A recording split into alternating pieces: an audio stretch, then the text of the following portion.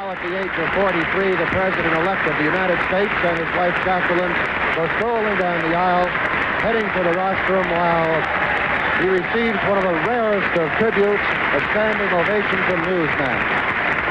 A very, very unusual thing indeed. It should be noted, too, that there are local enthusiasts from Hyannis who have somehow made their way into this armory, and they are contributing mightily to the applause.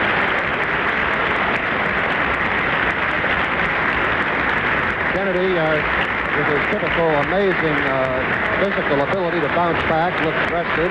His eyes are a trifle bloodshot, but aside from that, you'd never guess that he's been through a grueling campaign and had been up most of the night following the election returns. We believe we're going to get a brief formal statement and then possibly answers to questions.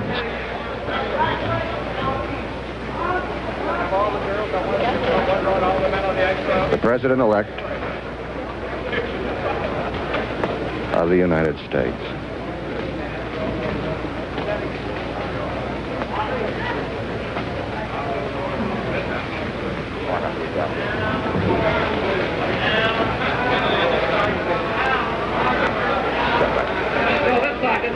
She's all right. She's all right, right here.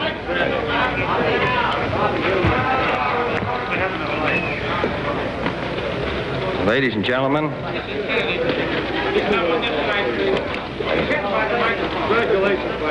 I will afterwards. ladies and gentlemen, I've received the following wire from Vice President Nixon. In that wire, he says, Senator John F. Kennedy, Hyannisport, Massachusetts, I want to repeat through this wire the congratulations and best wishes I extended to you on television last night. I know that you will have the united support of all Americans as you lead the nation in the cause of peace and freedom during the next 4 years. In reply to the Vice President, I sent him the following wire. Vice President Nixon, Los Angeles, California.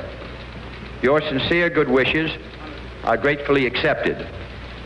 You are to be congratulated on a fine race. I know that the nation can continue to count on your unswerving loyalty in whatever effort you undertake, and that you and I can maintain our long-standing cordial relations in the years ahead. Sincerely, John Kennedy.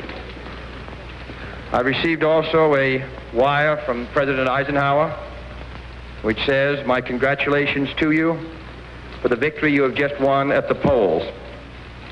I will be sending you promptly a more comprehensive telegram suggesting certain measures that may commend themselves to you as you prepare to take over next January the responsibilities of the presidency, signed Dwight D. Eisenhower.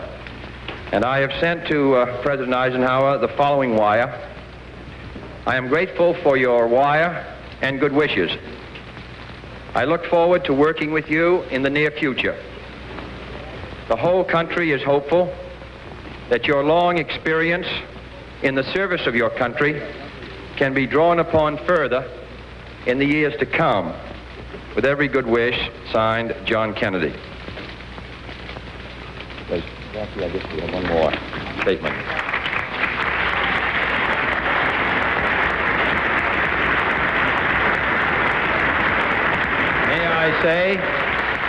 May I say, in addition to all citizens of this country, Democrats, Independents, Republicans, regardless of how they may have voted, that it is a satisfying moment to me, and I want to express my appreciation to all of them and to Mr. Nixon personally. I particularly want to thank all those who worked so long and so hard in this campaign on our behalf and who were generous to me in my visits throughout the country and who were generous enough to support me in the election on yesterday.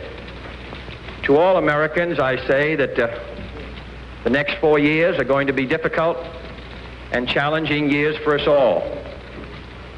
The election may have been a close one, but I think that there is general agreement by all of our citizens that a supreme national effort will be needed in the years ahead to move this country safely through the 1960s. I ask your help in this effort, and I can assure you that every degree of mind and spirit that I possess will be devoted to the long-range interests of the United States and to the cause of freedom around the world. So now my wife and I prepare for a new administration and for a new baby. Thank you.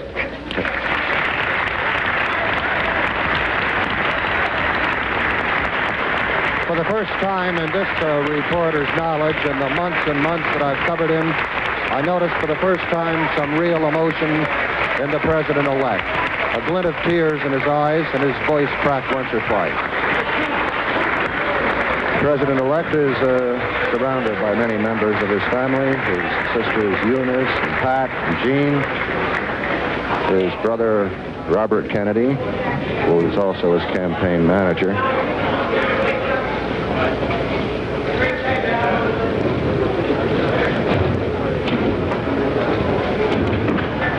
That's Robert Kennedy on the far left.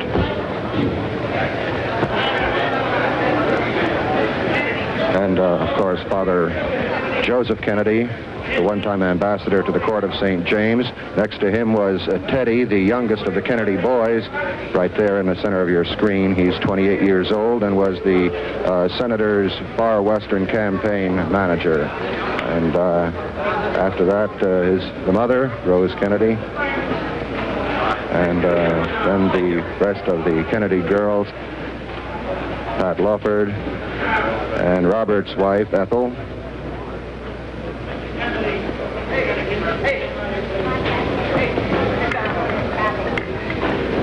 And now the president-elect is making his way from the stage.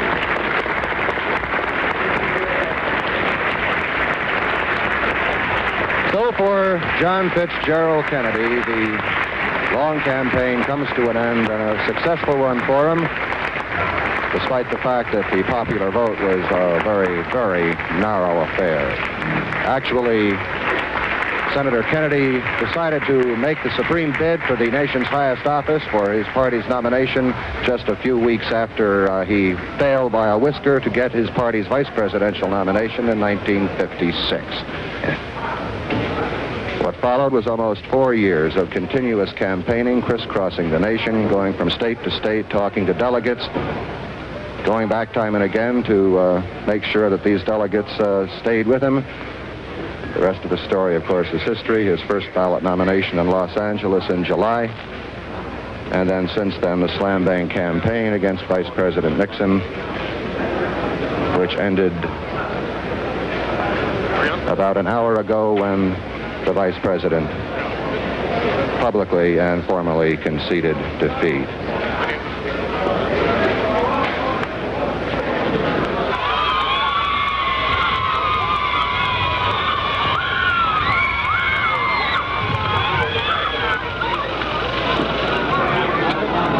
As he heads back to the compound, can look forward to at least 2 or 3 days of complete rest, complete relaxation.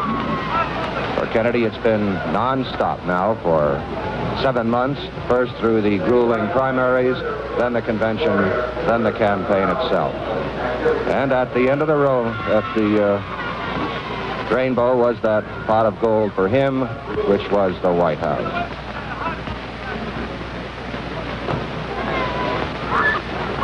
Rather nostalgic scene to any veteran campaigner. I feel like I ought to be in the buses charging off down the highway. Fortunately, that's done for another 4 years.